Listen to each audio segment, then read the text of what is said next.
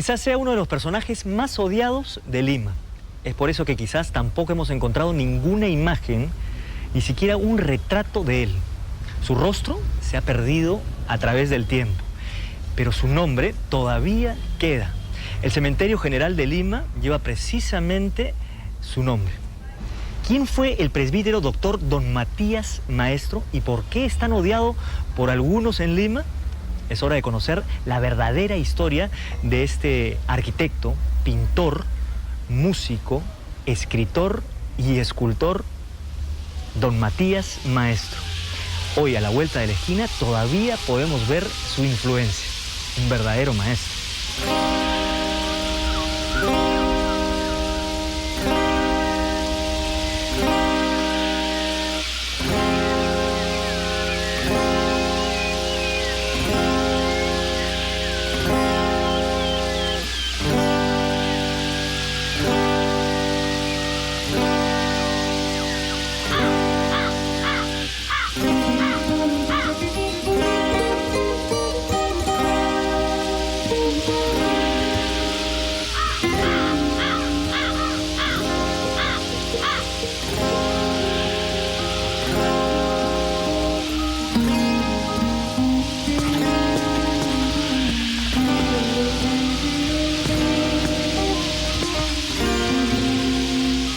Matías Maestro, como los grandes hombres del Renacimiento, se dedicó a prácticamente todas las artes.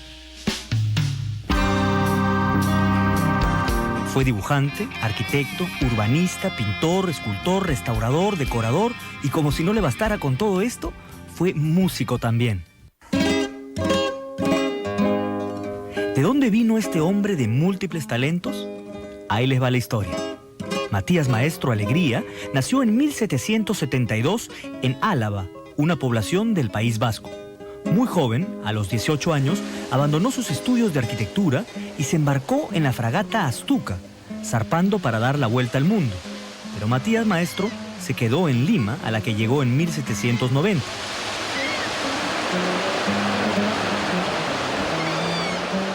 Su historia es muy interesante. Él es un español que viene más o menos a fines del siglo XVIII, pero como comerciante en realidad. Él viene a hacer comercio, a vivir del comercio aquí en Lima y termina, ¿no?, siendo sacerdote.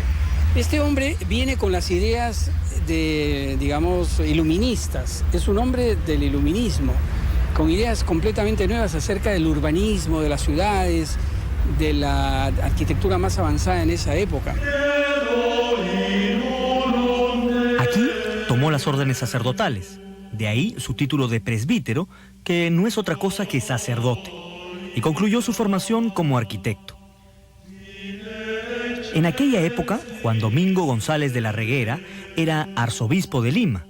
Hombre perspicaz, el arzobispo se percató rápidamente de los talentos de Matías y lo acogió como su protector. Tan es así que a instancias suyas se hizo presbítero. Los beneficios de tan importante relación no se hicieron esperar, y muy pronto el virrey Abascal le encomendó terminar con la reconstrucción de Lima, severamente castigada por el terremoto de 1746. El encargo incluía también la modernización de la ciudad, ya que como consecuencia de la Ilustración europea, se indicaba renovar el barroco sensual y voluptuoso por un neoclásico más reservado y puritano. El movimiento neoclásico en general, y Matías Maestro como propulsor de este nuevo estilo que viene desde la corona, combate el barroco, ¿no? El neoclásico es un estilo que en respuesta a la sensualidad del barroco, a estas líneas sinuosas, quebradas, retorcidas, el dorado, ¿no? El neoclásico propone unas líneas clásicas más estilizadas, más sobrias.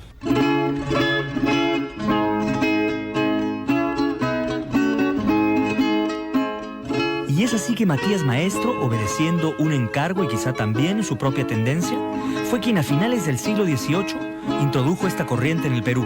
la que se manifestó en todo el arte y en especial en la arquitectura, de la cual el presbítero fue su más nítido exponente.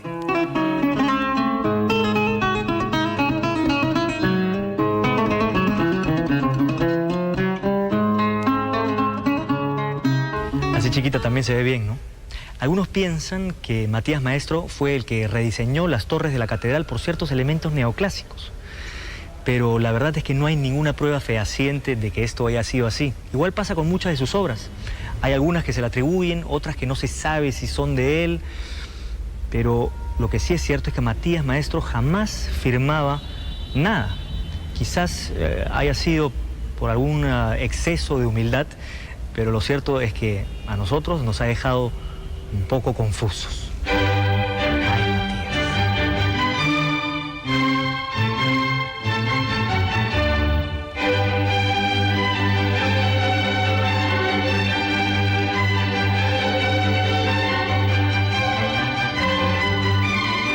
Se puede advertir el creciente peso que va tomando lo neoclásico en el arte de Maestro cuando remodela en 1806 la iglesia de Nuestra Señora del Rosario de Lima, más conocida como Santo Domingo. El segundo cuerpo de la portada tiene forma de un arco de triunfo y está flanqueado por 4 columnas jónicas sobre pedestales, típica concepción neoclásica que visita los estilos del pasado.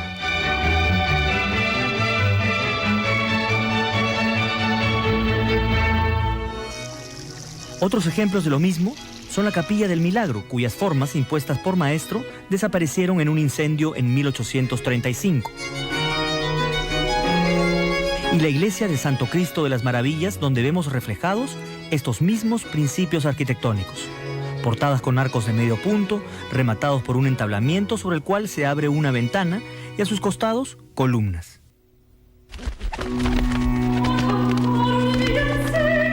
Igual cosa podemos decir de la portada de la Iglesia de la Soledad, de la que solo se atribuye la parte inferior.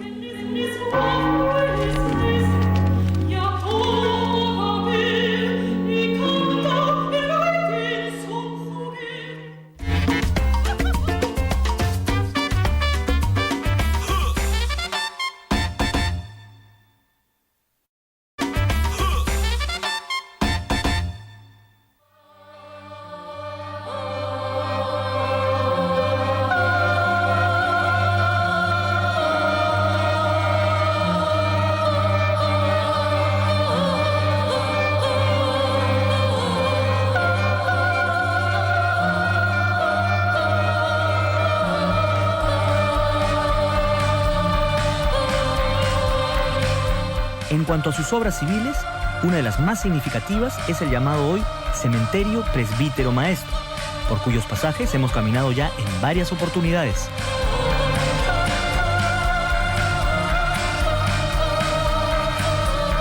Yo creo que su obra fundamental, donde él expresa verdaderamente sus ideas del siglo XVIII, del iluminismo, es el cementerio.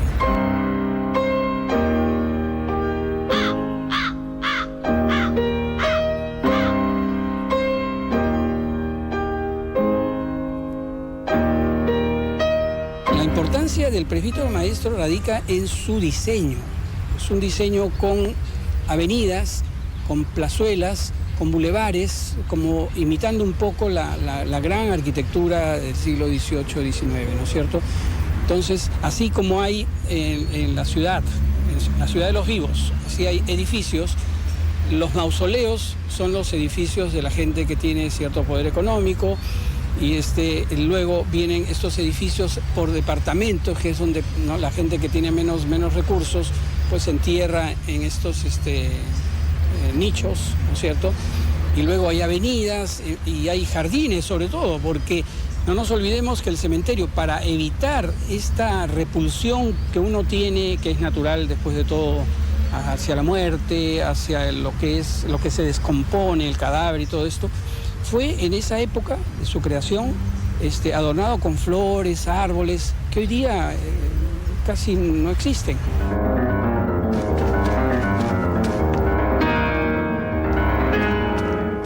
Con la construcción de este cementerio general se iniciaron entonces las famosas romerías.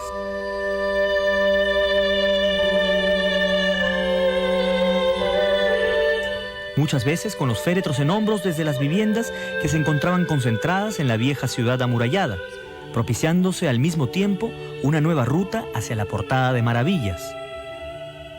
Desde que se fundó, hubo el rito del 1 de noviembre de ir a hacer la visita a los muertos, que era de rigor. Al morir Maestro, su protector, el arzobispo González de la Reguera, dispuso que sus restos fueran inhumados en el flamante cementerio, aunque posteriormente fue trasladado a la cripta de la catedral como correspondía a su alta investidura. Enhorabuena porque de haber notado don Matías la, digamos, sustracción continua de más de 40 esculturas de los mausoleos vecinos, nuestro presbítero no hubiera podido descansar en paz.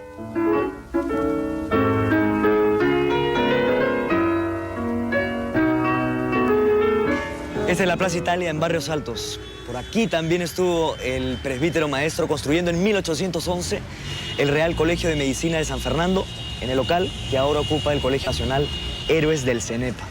Toda esta zona era una zona de hospitales. Estaba el Hospital de Santa Ana, el Hospital de San Andrés, el Hospital de San Bartolomé. ¿Por qué? Porque esta zona, Barrios Altos, estaba más elevada que el centro de Lima. Por lo tanto, corrían aires más saludables para la recuperación de los enfermos. Hoy el Real Colegio de Medicina de San Fernando se trasladó a lo que es San Fernando, la Escuela de Medicina de San Marcos, en la avenida Grau. Este local fue demolido en la década de los 20. Ya no existe.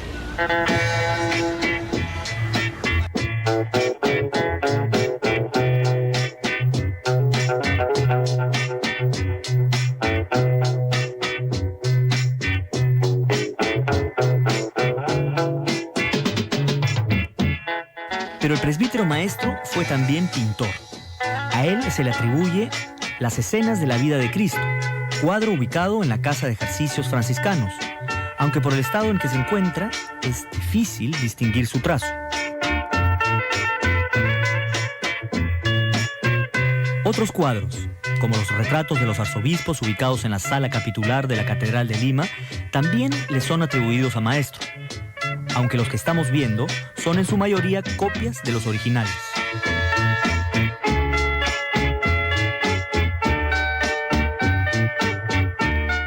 Igualmente, este mural sobre la consagración en la nave izquierda de la catedral y los desposorios de Santa Rosa de Lima en la iglesia de Santo Domingo.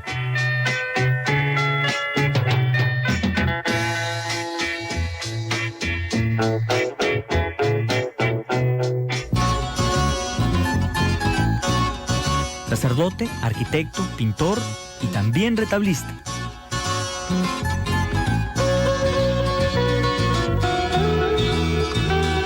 En 1805, el presbítero Maestro produjo una verdadera obra maestra en la que desplegó todas sus dotes en estas artes. Se trata del retablo o altar mayor de la Catedral de Lima. Uno no se cansa de admirar los juegos de curvas y la delicadeza de sus innumerables detalles. Y eso, a pesar de que durante el gobierno de don Nicolás de Piérola se recortó en gran parte el altar mayor. ¿En qué estaría pensando el que mandó perpetrar esa barbaridad?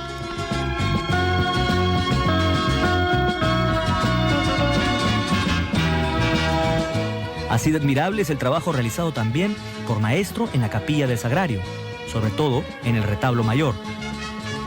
La belleza y el fino trabajo del retablo de la catedral motivaron que las congregaciones de la competencia le encarguen los altares mayores de las iglesias de San Francisco, de San Pedro y para la capilla del Milagro, en la que también esculpió los 6 retablos laterales. A principios del siglo XIX, el sentimiento antibarroco había llegado a tal extremo que sucedió una cosa muy interesante en la iglesia de San Francisco. Esta iglesia tenía un altar de estilo barroco muy bello y le pagaron al presbítero Matías Maestro 30.000 pesos para que lo quemase y construyera uno de estilo neoclásico en su reemplazo. Imagínense.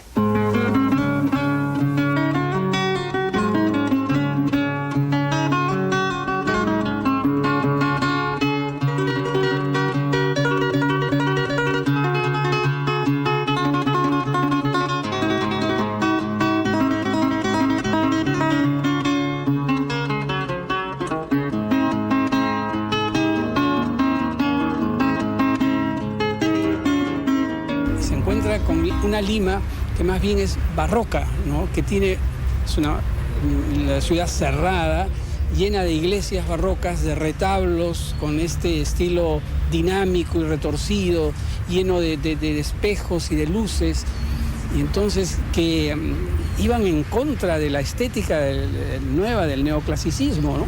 Entonces por eso es un personaje muy controvertido, porque se le echa la culpa de que destruyó los retablos de Lima, algunos de ellos, pero en el fondo hay que ponerse un poco digamos, dentro de él y considerarlo como un hombre del siglo XVIII, ¿no? Que cuando uno está viviendo la época, no puede juzgar si es bueno o malo lo que hace.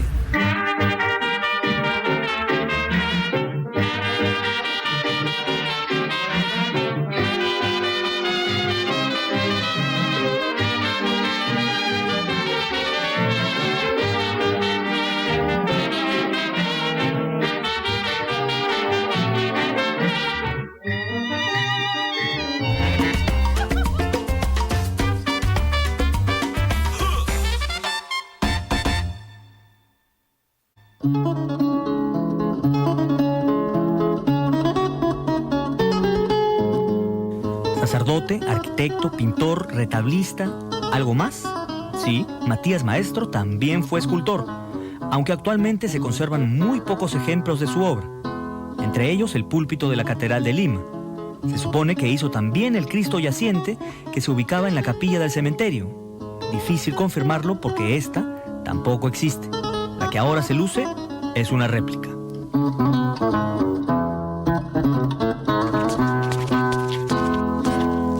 Sacerdote, arquitecto, pintor, retablista, escultor. ¿Les dije que Matías Maestro fue también músico?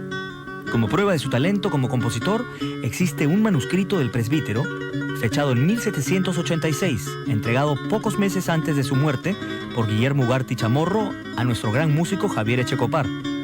Este manuscrito contiene 40 obras originales de música para guitarra. Muy bonito, porque con su pluma él mismo hizo una portada muy hermosa. Tendría 20 años cuando la hizo, probablemente porque él llega del 66, si no me equivoco, y él la firma en 1786, o sea que tendría unos 20 años cuando este libro era de él. ¿Era música de él? No lo sabemos. ¿Sabes? Yo pienso a veces que en parte sí. En esa época se le faltaba el respeto, entre comillas, a las cosas muy fácilmente, pero lo que pasa es que un joven de 20 años tenía muchos conocimientos también, y había mucha preparación, y ya podría ser un músico bastante bien formado.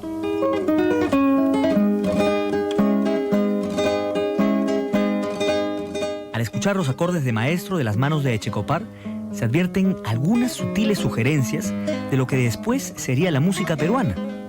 Hoy, a 200 años de su partida, la música de Maestro será interpretada en Europa.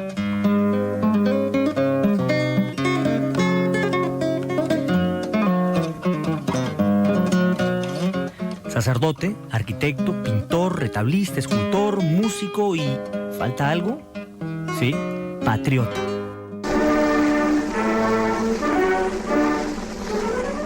Matías Maestro estuvo entre los vecinos notables de Lima que firmaron el Acta de la Independencia el 15 de julio de 1821 y juró sostener y defender con su opinión, persona y propiedades la independencia del Perú del gobierno español y de cualquier otra dominación extranjera.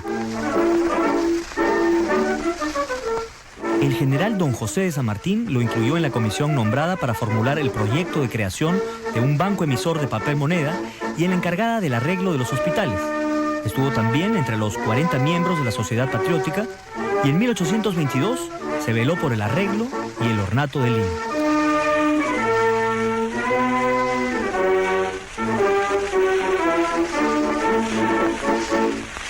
El presbítero don Matías Maestro vivió cerquísima a su lugar de trabajo. Una reciente investigación ha demostrado que su casa quedaba detrás de la catedral, precisamente en donde ahora está ese edificio. Qué ironía que la casa del gran destructor del barroco haya terminado también destruida en un afán modernizador y ahora es un salón de belleza. Matías Maestro buscó la belleza y la encontró de alguna forma muy misteriosa.